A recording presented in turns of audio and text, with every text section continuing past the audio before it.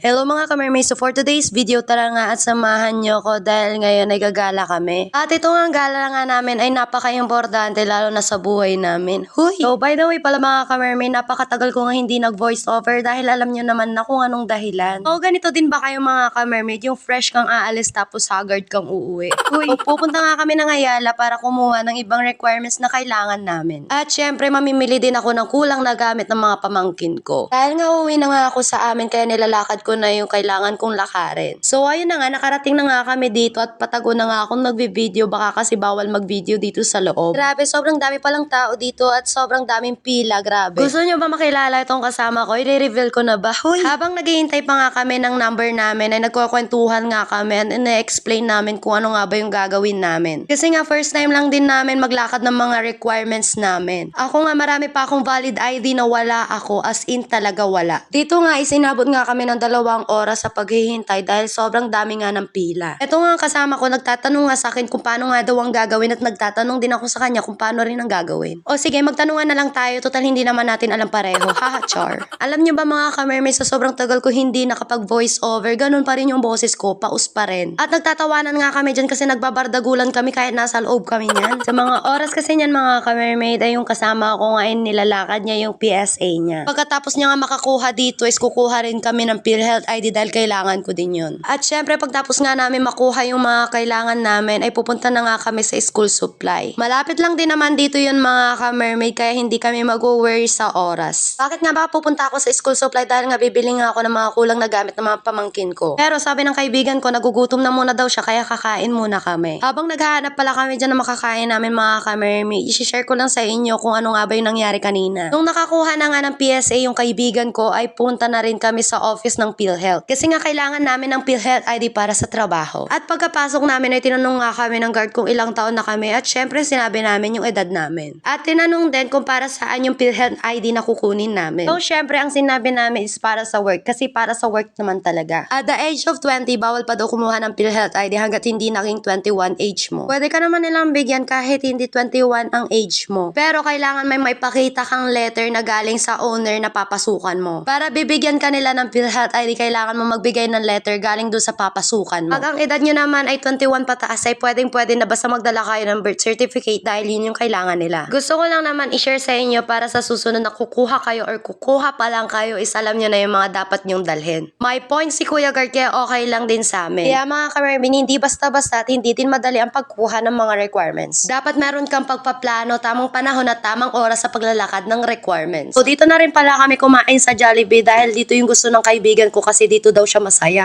Huy! Sana all Jollibee pinipili. Huy! Itong kaibigan ko ngayon si Jollibee lang daw nagpapasaya sa kanya. Sana all. Meron naman nagpapasaya sa akin pero hindi ko fineflex araw-araw kasi baka agawin. Huy! Panahon kasi ngayon nagkakalat na yung mga tuka-tukaan ba? Kung sino-sinong tinutuka magka-jowa lang. Huy! I-reveal ko na ba? Hour later. Pagkalipas nga ng ilang oras at ayun na nga namimili na nga ako ng mga gamit dito. Tignan nyo naman yung bill ko kung gaano naman ako nabusog ngayon. Hindi lang pala nagpapasaya si Jollibee kundi nagpapabusog din. Huy, ang sakit naman sa ulo nitong price ng mga gamit ngayon.